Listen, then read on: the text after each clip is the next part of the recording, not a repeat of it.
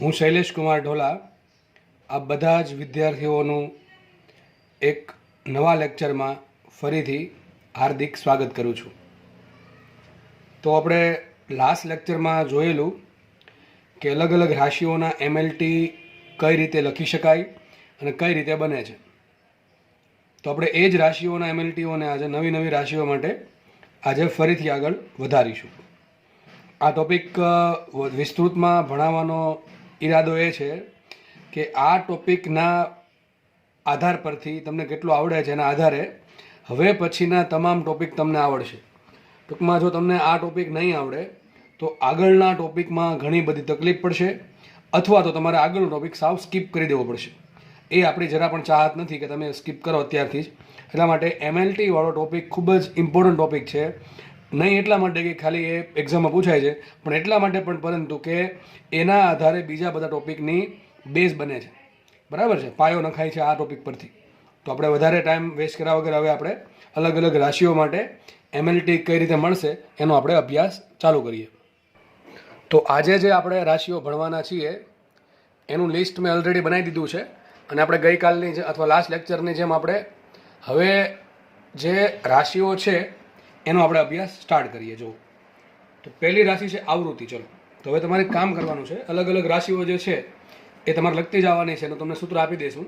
સૂત્રની ચિંતા તમારે અત્યારે કરવી નહીં હાલ પૂરતી. ખાલી તમારે જસ્ટ એવું વિચારવાનું છે કે તમને સૂત્ર આવડે છે, બરાબર છે, પણ એમએલટી કઈ રીતે બને એ તમારે જોવાનું છે હવે. તો ચલો પહેલી રાશિ આપણે આવૃત્તિ લઈ લઈએ.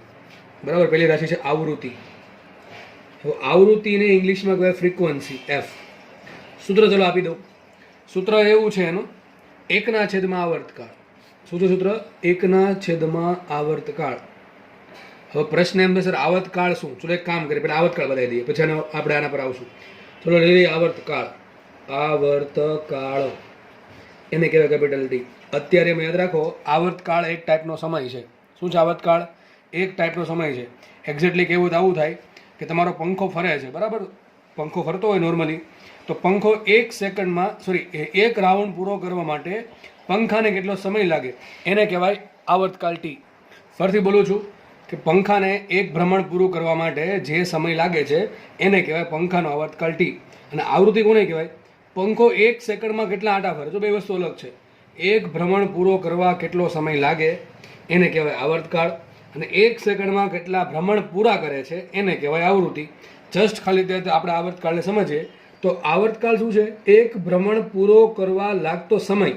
ટૂંકમાં આવર્તકાળ એક સમય છે. તો શું લખશું? આવર્તકાળને લખશું સમય. અને આપણને ખબર છે સમયનો એકમ શું થાય? સેકન્ડ. તો શું આવશે આવર્તકાળનો એમએલટી? M0 L0 T1. તો સિમ્પલ ખાલી T1 લખો તો ચાલે, કારણ કે T1 લખ્યું છે તો સમજી જવાનું બીજું બધું કેવું છે? 0 છે. ચલો આગળ વાત કરીએ આપણે આવૃત્તિની. હવે તમને આવૃત્તિ આવડી જશે. જુઓ, તો આવૃત્તિ શું છે? એકના છેદમાં આવર્તકાળ. ક્યાંથી આવે સાબિત કરશું સમય એના. તો આવૃત્તિ જ એફ છે, એકના છેદમાં આવર્તકાળ. તો આપણે કામ કરીએ, શું મૂકીએ? સૂત્ર મૂકીએ, એકના છેદમાં આવર્તકાળ. આવર્તકાળ શું થાય? આવર્તકાળનું એકમ શું થાય? સેકન્ડ. તો શું આવશે? એકના છેદમાં સેકન્ડ. ચલો આવૃત્તિનું એમએલટી લખતા આવડે કે ન આવડે? એકના છેદમાં સેકન્ડને શું કહેવાય? સેકન્ડની -1 ઘાત. શું કહેવાય? સેકન્ડની -1 ઘાત. તો આવૃત્તિનું એમએલટી શું આવશે? T-1. અથવા આખું લખો તો આમ પણ લખી શકો, M0 L0 T-1. સિમ્પલ છે, બરાબર? ખબર પડી કે આટલી? ચલો આગળ વધીએ. નેક્સ્ટ છે તરંગ લંબાઈ. આવૃત્તિ પૂરી થઈ ગઈ, તરંગ લંબાઈની વાત કરીએ. ચલો તરંગ લંબાઈ એકદમ ઇઝી છે. તરંગ લંબાઈને આપણે દર્શાવશું લેમડા વડે. તરંગ લંબાઈ હકીકતે છૂટું પાડો તો એક ટાઈપનો સમાસ છે, બરાબર? ગુજરાતી વ્યાકરણ તમે ધોરણ 10માં ભણીને આવ્યા છો. તરંગની લંબાઈ. તરંગ તો તરંગ તો અનંત લંબાઈનું હોય. તો તરંગની લંબાઈ લેવી કઈ? એક આવર્તકાળમાં તરંગ જે અંતર કાપે, બરાબર છે, એને કહેવાય તરંગની લંબાઈ. ટૂંકમાં તરંગની લંબાઈ. આપણે અત્યારે તરંગ લંબાઈ જોડે કોઈ મતલબ નથી. આપણે એની જોડે મતલબ છે તરંગ લંબાઈનું સૂત્ર શું આવે અથવા એકમ શું આવે. તો તમને કહી દઉં, અહીંયા કાળ આવ્યો એટલે સમય થઈ ગયો. અહીંયા લંબાઈ આવે છે, આ એક ટાઈપની લંબાઈ છે. કોની લંબાઈ છે? તરંગની લંબાઈ. કેટલી લંબાઈ છે? એક આવર્તકાળ દરમિયાન તરંગે કાપેલી લંબાઈને તરંગ લંબાઈ કહેવાય. અત્યારે જસ્ટ સિમ્પલ યાદ રાખી લો. તો તરંગ લંબાઈ એક ટાઈપની લંબાઈ છે. શું છે? લંબાઈ છે. તો લંબાઈનો એકમ શું થાય? મીટર થાય. શું થાય? મીટર થાય. તો ચલો તરંગ લંબાઈનો એમએલટી શું આવે? M0 L1 T0. તો સિમ્પલ શું લખી શકાય? L1. જો બહુ ઇઝી છે બધું, બરાબર છે? ધીમે ધીમે સમજતા જશો એટલે બધું ઇઝી લાગતું જશે. આગળ વાત કરીએ બહુ મહત્વની વાત છે. હવે ધ્યાન રાખજો ભાઈ, બહુ આઈએમપી વસ્તુ આવે છે. ખૂણો અથવા સમતલ કોણ. ચલો, મારે ખૂણા અથવા સમતલ કોણનું એમએલટી લખવું છે. કોનું એમએલટી લખવું છે મારે? ખૂણા અથવા સમતલ કોણનું. તો કઈ રીતે એમએલટી બને વિચારો. શું ખબર હોવી જોઈએ આપણને? ખૂણાની એક સૂત્ર ખબર હોવી જોઈએ. જો મને ખૂણાનું સૂત્ર ખબર પડી જાય તો મને એનું એમએલટી ખબર પડી જાય. ચલો, ખૂણો. હવે ખૂણાનું સૂત્ર શું? આપણને બહુ તમને સમજાવ્યું. શું સૂત્ર આવે ખૂણાનું? ચાપના છેદમાં ત્રિજ્યા. શું છે? ચાપના છેદમાં ત્રિજ્યા. Arc divided by radius. એટલે આર્ક બાય રેડિયસ. તો ચાપના છેદમાં ત્રિજ્યા. ચલો, ચાપ શું છે? ચાપ એક ટાઈપની લંબાઈ છે. શું છે? લંબાઈ. ચાપ એક ટાઈપની લંબાઈ છે. એ પ્રમાણે ત્રિજ્યા પણ એક ટાઈપની લંબાઈ જ છે. સમજ પડી ગઈ? તો લંબાઈ ઉડી જશે, વધે શું? કંઈ નહીં. તો અહીંયા દળ નથી વધતું, નથી અંતર વધતું, નથી સમય વધતું, કંઈ વધતું જ નથી. હજી કહું છું, ચાપ એટલે પણ લંબાઈ થાય, ત્રિજ્યા એટલે પણ લંબાઈ થાય. લંબાઈ ઉડી ગઈ તો કંઈ વધશે જ નહીં.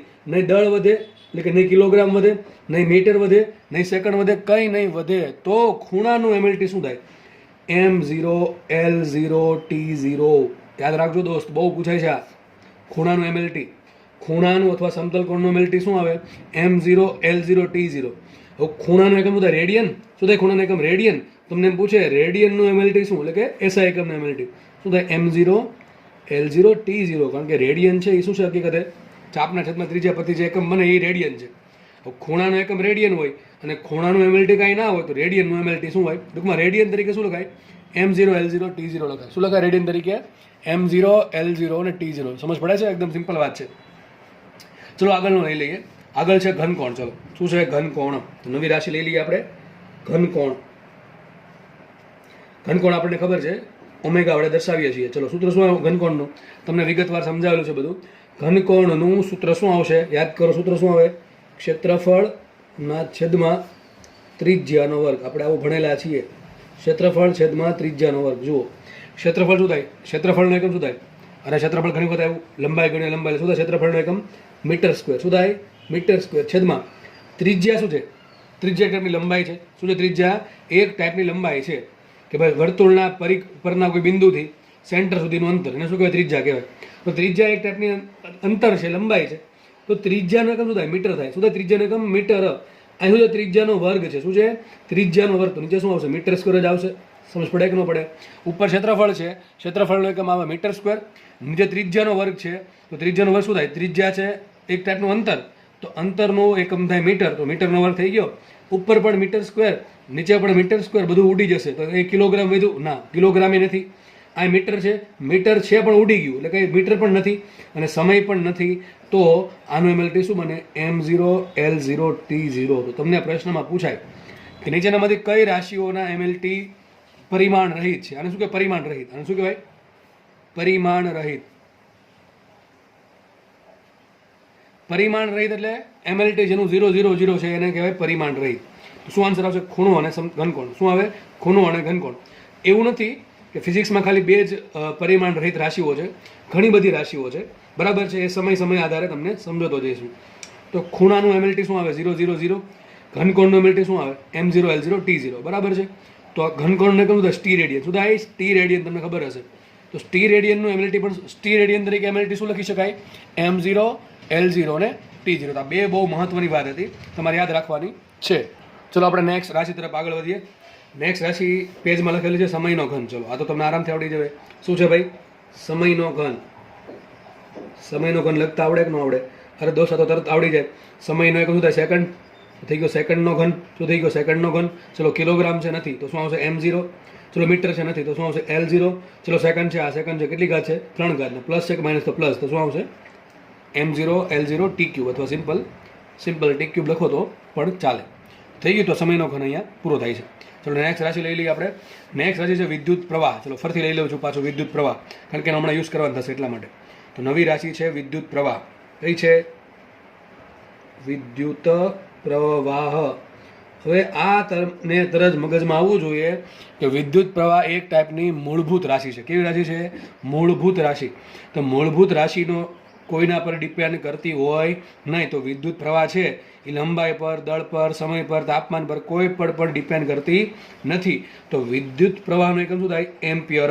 તમે એમ્પિયર કેપિટલ લખી શકો અથવા સિમ્પલ આ પ્રમાણે લખી શકો, એમ્પિયર. એ બધું તમને સમજાવેલું છે. ચલો, તો શું આવશે એમએલટી આનું? M0, L0, T0 અને A1. શું આવે? M0, L0, T0, A1. અથવા સિમ્પલ તમે ખાલી A1 લખી નાખો ને તોય ચાલે. શું લખી નાખો? ખાલી સિમ્પલ A1 લખો તો પણ ચાલે. ખબર પડી કે? ચલો આગળ વધીએ. નવી રાશિ છે વિદ્યુત ભાર. કઈ છે? વિદ્યુત ભાર. જોકે આ બધી તમારે ધોરણ 12માં આવશે, છતાં પણ એકદમ બેઝિક છે એટલા માટે કહી દઉં છું. વિદ્યુત ભાર. વિદ્યુત ભારને આપણે દર્શાવીએ છીએ કેપિટલ Q વડે. સૂત્ર શું છે વિદ્યુત ભારનું? તો સૂત્ર આપણને વિદ્યુત પ્રવાહનું તમે આવું શીખશો. વિદ્યુત પ્રવાહ બરાબર વિદ્યુત ભાર છેદમાં સમય. તો વિદ્યુત ભારનું સૂત્ર અત્યારે યાદ રાખી લો, આવું આવશે: વિદ્યુત પ્રવાહ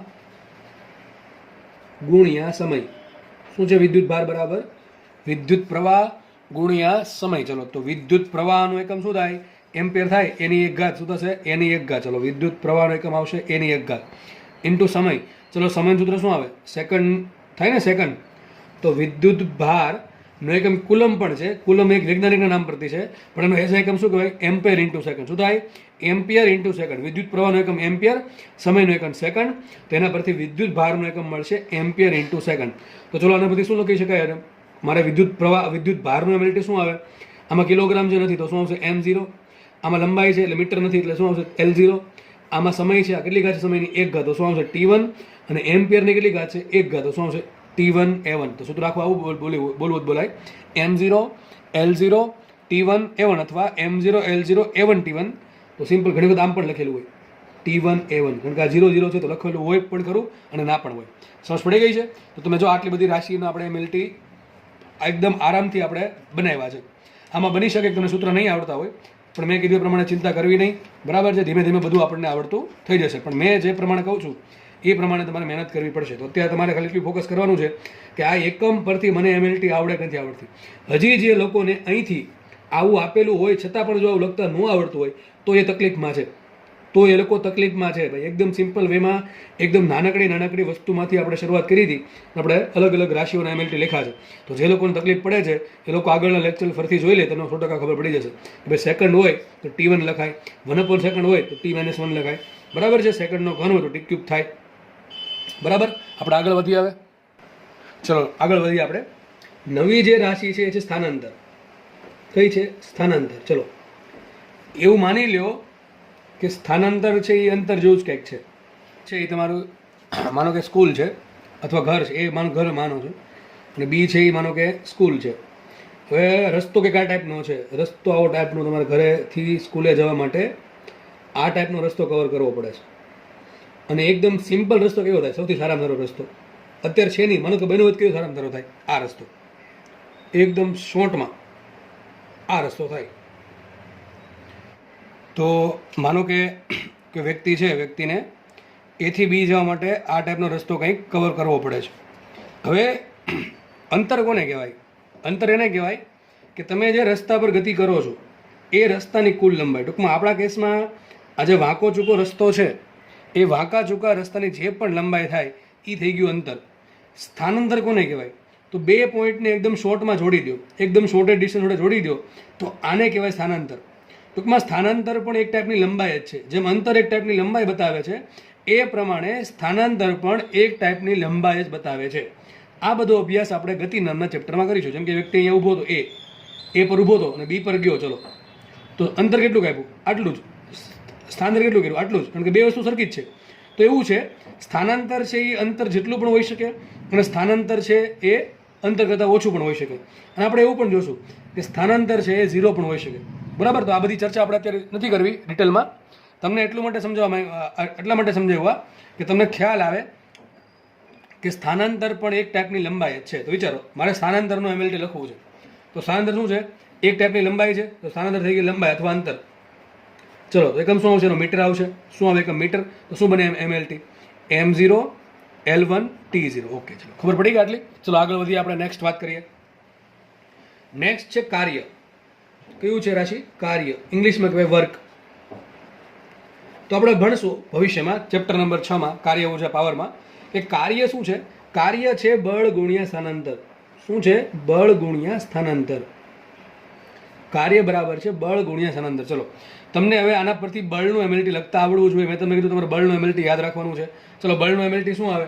બળનું એમએલટી તમને યાદ હશે શું આવે? M1 L1 T-2 બરાબર ઇન્ટુ શું કરશું? સ્થાનાંતર. સ્થાનાંતરનું એમએલટી શું લખ્યું છે? ઉપર લખ્યું છે આપણે M0 L1 T0. તો સિમ્પલ શું લખાય? L1 પણ લખાય. તો L1 એ નીચે મૂકી દઈએ તો શું આવશે? Into L1 okay. તો શું થઈ ગયું જુઓ? કાર્યનું એમએલટી થઈ જશે M1 એ L ની 1 ઘાત છે, પાછી L ની 1 ઘાત, તો કુલ ઘાત થઈ ગઈ 2. તો શું લખાય? L ની 2 ઘાત ઇન્ટુ T-2. તો શું આવશે અહીંયા? M1 L2 T-2.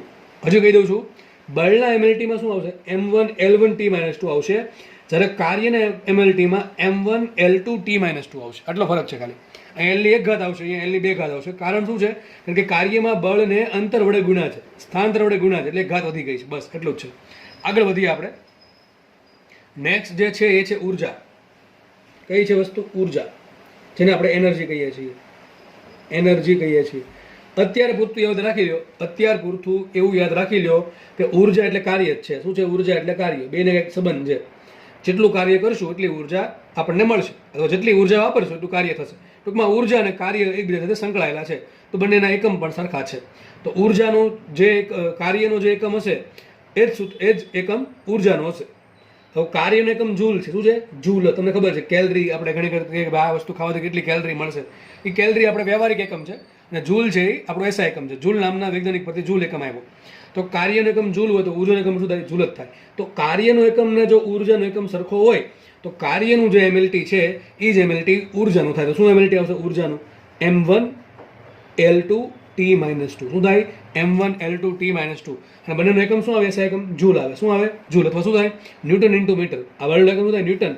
અને સાંદ્રતા શું થાય? મીટર. તો ન્યૂટન ઇન્ટુ મીટર કયો કે જૂલ કયો, બધું સરખું છે. તો કિલોગ્રામ મીટર સ્ક્વેર પર સેકન્ડ સ્ક્વેર કયો, બધું સરખું છે. બળને શું કહેવાય? કિલોગ્રામ મીટર પ્રતિ સેકન્ડ સ્ક્વેર ઇન્ટુ મીટર. આ પ્રમાણે કહેવા માંગુ છું. બળને શું કહેવાય? બળને કિલોગ્રામ મીટર પ્રતિ સેકન્ડ સ્ક્વેર ઇન્ટુ સ્થાનાંતરને કહેવાય મીટર. તો શું એકમ થાય? કિલોગ્રામ મીટર સ્ક્વેર પ્રતિ સેકન્ડ સ્ક્વેર. શું થાય?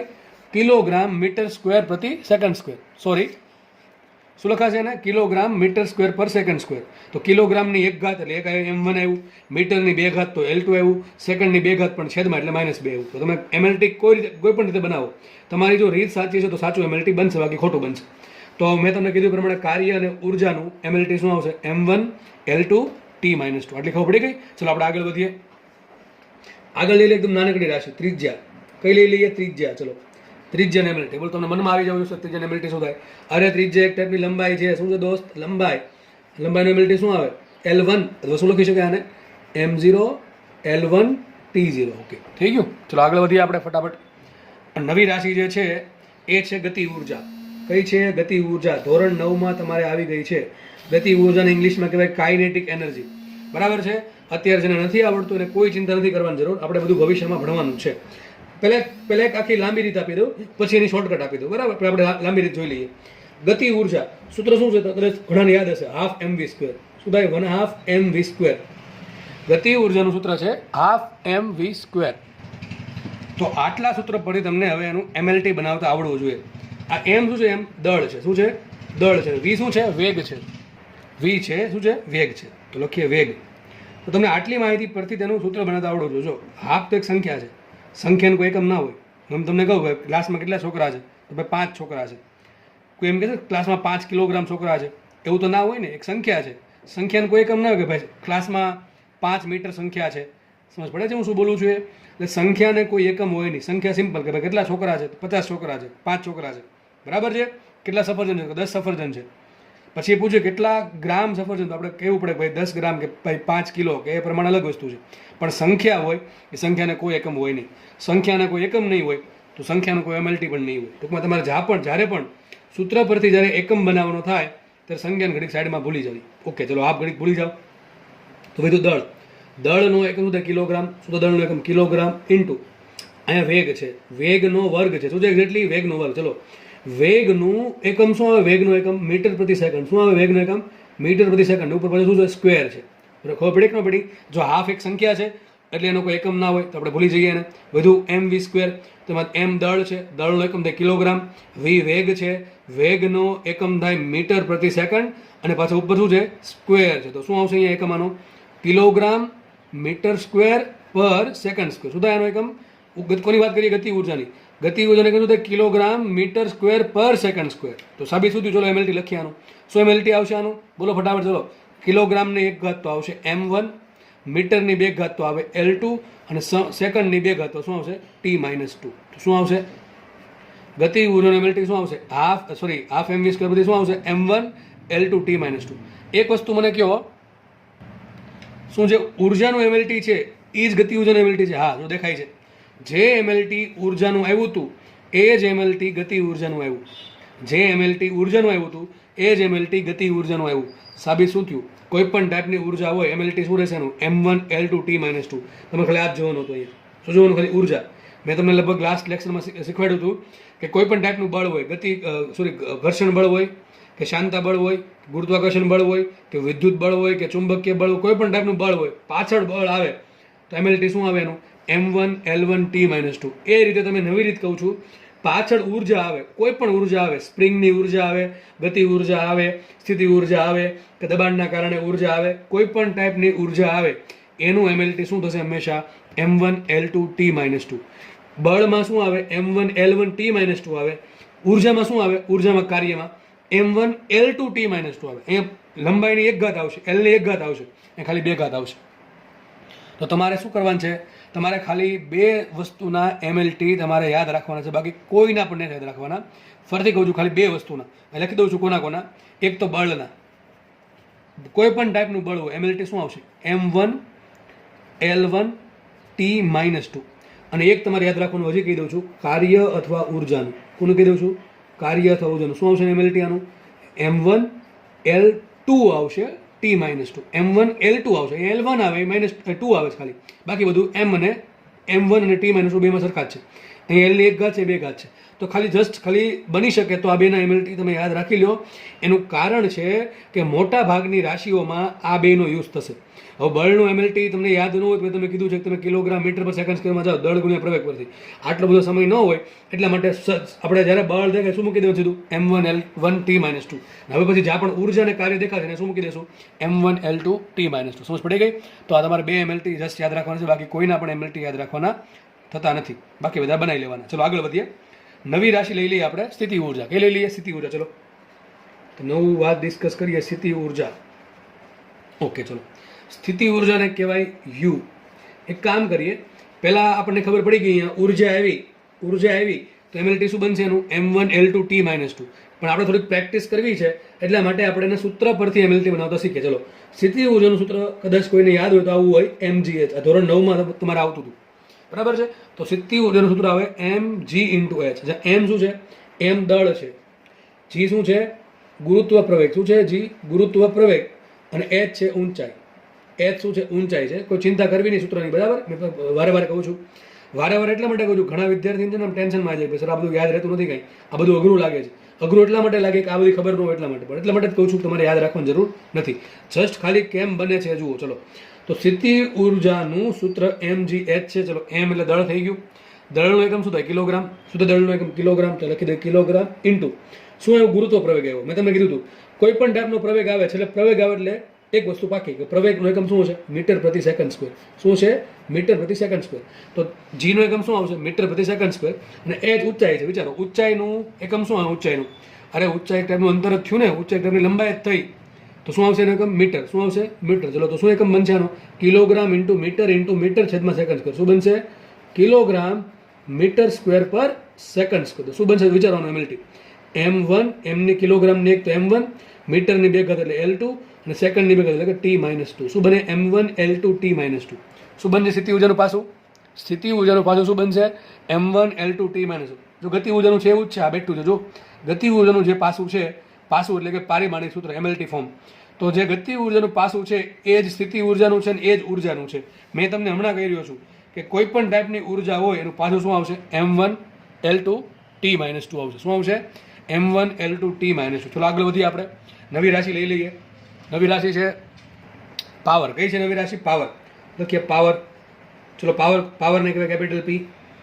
પાવરનું સૂત્ર શું આવે? પાવરનું સૂત્ર આવું આવે, કાર્યના છેદમાં સમય. શું આવશે? કાર્યના છેદમાં સમય. ચલો, કાર્ય એટલે ઉર્જા જ એક ટાઈપની. ચલો ડાયરેક્ટ લખવાનું છે આપણે ભાઈ.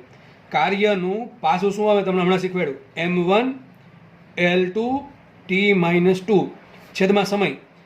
સમય એટલે શું થાય? ટીની એક ઘાત ને, તો ખબર પડે કે નહીં? સમય એટલે સેકન્ડ ને સેકન્ડની એક ઘાત, બરાબર કે નહીં? છેદમાં છે એટલે છેદમાં લખ્યું. હવે આપણને ખબર છે આ ટી જો ઉપર જાય, ટીની એક ઘાત જો ઉપર જાય શું થઈ જાય? માઇનસ થાય. તો શું લખાય આને લખાશે આ રીતે, m1 L2 t-2 તો છે જ, ઉપરથી પાછા ટીની માઇનસ એક ઘાત ઉપરથી નીચેથી ઉપર આવી એટલે માઇનસ થઈ ગઈ. ટીની એક ઘાત નીચે છે, છેદની નીચે ઉપર જશે તો હજી માઇનસ થઈ જશે. તો શું આવે? mlt બોલવાનું, m1 L2. અહીંયા પણ ટી છે, અહીંયા પણ ટી છે, શું થાય? ઘાતનો સરવાળો થાય. -2 -1 શું થાય? બેનો સરવાળો -3 શું થાય? -3. તો શું આવશે mlt આનું? m1 L2 t-3. તો આ મળી ગયું મને કોનું પાસું?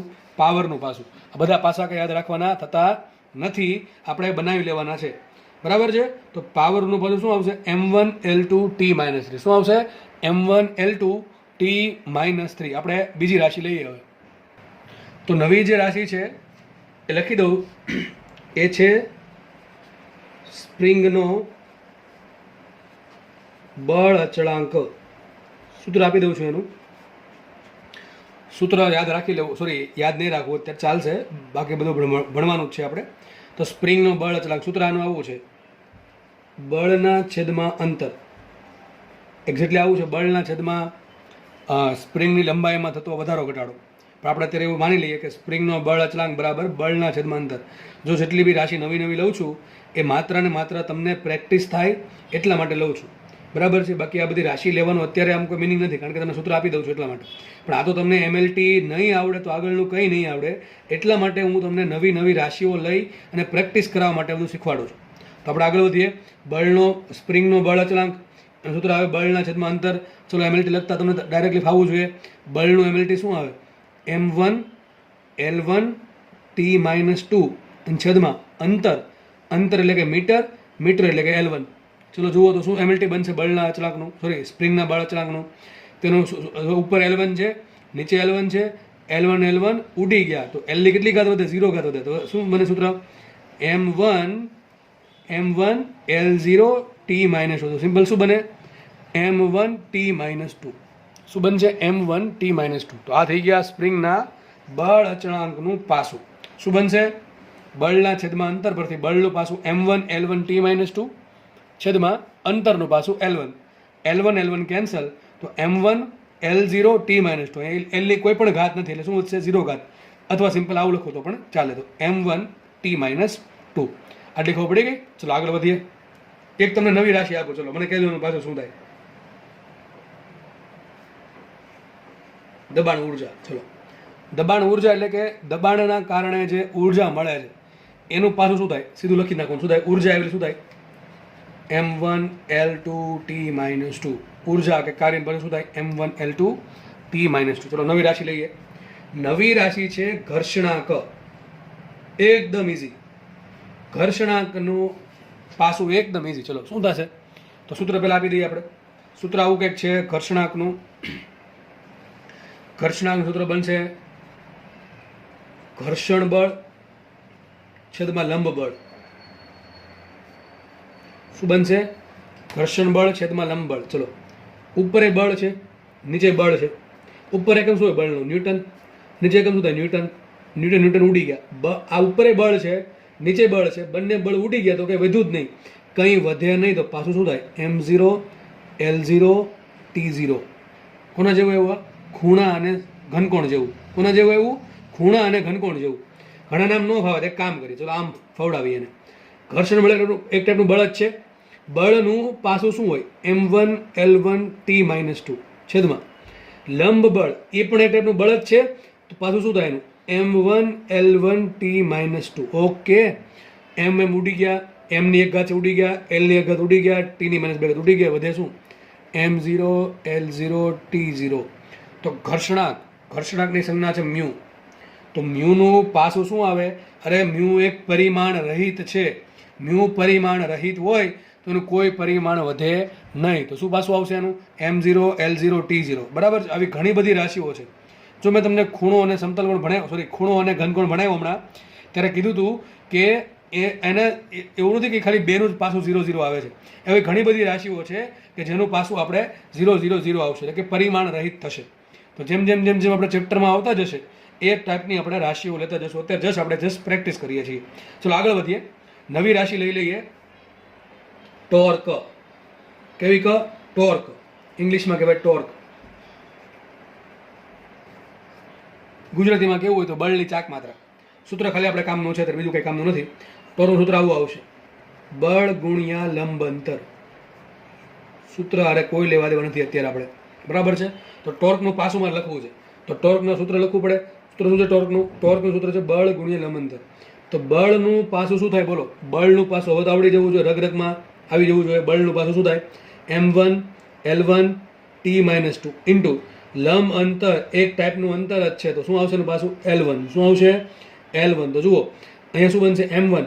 અહીંયા L ની એક ઘાત છે, અહીંયા પણ L ની એક ઘાત છે, તો L ની એક ને એક કેટલી ઘાત થાય? 2 ઘાત થાય. તો શું આવશે અહીંયા?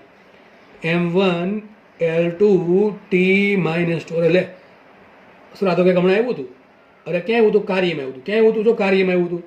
તો કાર્યનું જે પાસું છે એ જ પાસું ટોર્કનું છે, પણ ટોર્કને કાર્યને આમ કાંઈ લેવા દેવા નથી એક રીતે.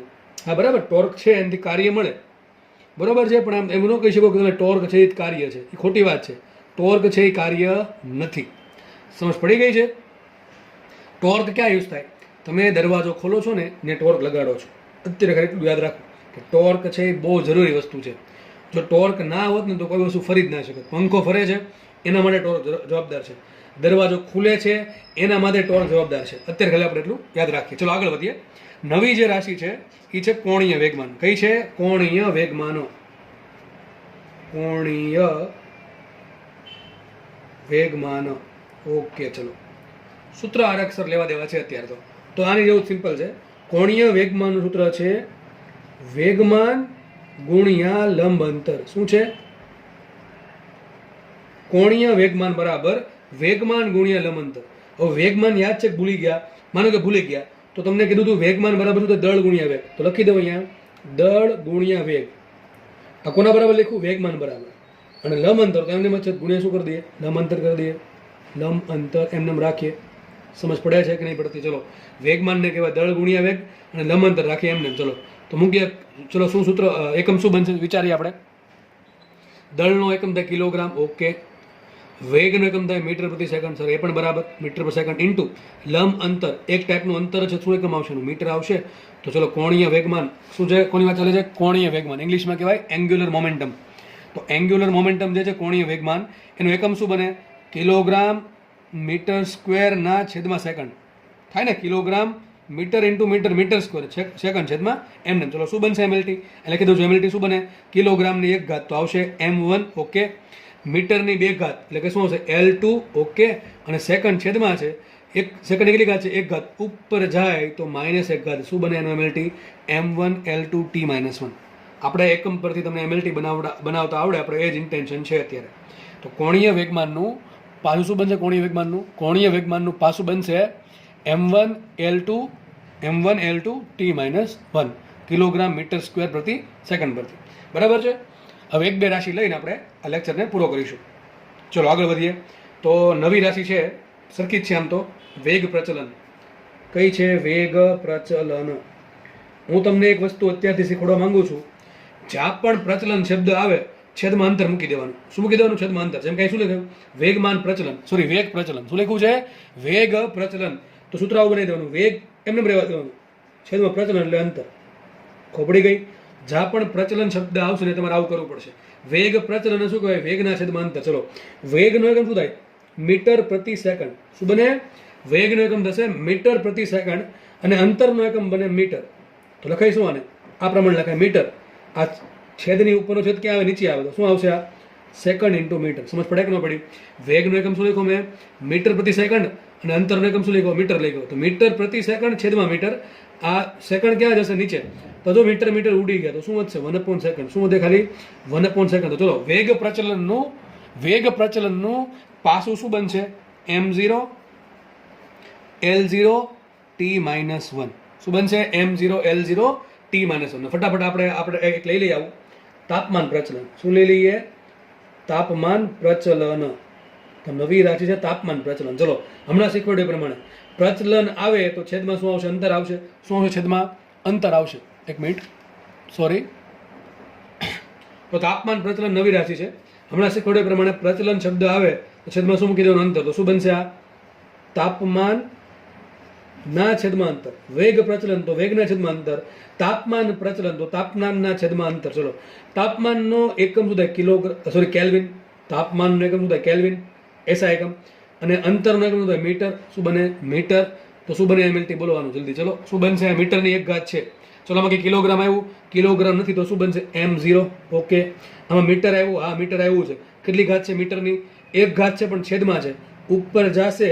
શું થાય -1 ઘાત તો શું બનશે આ M0 L-1 ચલો આમાં સમય છે નથી તો શું આવશે T0 શું તાપમાન છે હા તાપમાન છે કેટલી ઘાત છે K ની એક ઘાત તો શું બનશે K1 તો એક્ઝેક્ટલી આવું બનશે તાપમાન પ્રચલનનું એમએલટી શું બનશે M0 L-1 T0 K1 અથવા સિમ્પલ આવું પણ લખી શકો L-1 K1 આ બધું કંઈ યાદ રાખવાનું થતું નથી તો આપણે આજે ઘણી બધી રાશિઓ જોઈ કે જેના એમએલટી કઈ રીતે બની શકે તો તમને હવે એમએલટી બનાવતા તો એટલીસ્ટ આવડી જવા જોઈએ જો તમારી પાસે સૂત્ર હોય અને સૂત્ર પરથી તમને એકમ બની જાય તો એકમ પરથી તમને હવે કોઈ પણ રાશિ તમને આપી દઉં કે જેની તમને 0% ખબર હોય કે ખબર જ ના હોય છતાં પણ તમને એનું એકમ પરથી એમએલટી બનાવતા તો એટલીસ્ટ આવડી જ જવું જોઈશે હજી જો આમાં તકલીફ પડશે તો આગળ જઈને તકલીફ પડશે એટલા માટે લેક્ચર થોડુંક રિવિઝન કરીને જોઈ લેવું તમને 100% સમજાઈ જશે તો અહીંયા આપણે રાખીએ અને નેક્સ્ટ ટોપિકમાં આપણે નવા ટોપિક સાથે નેક્સ્ટ લેક્ચરમાં આપણે નવા ટોપિક સાથે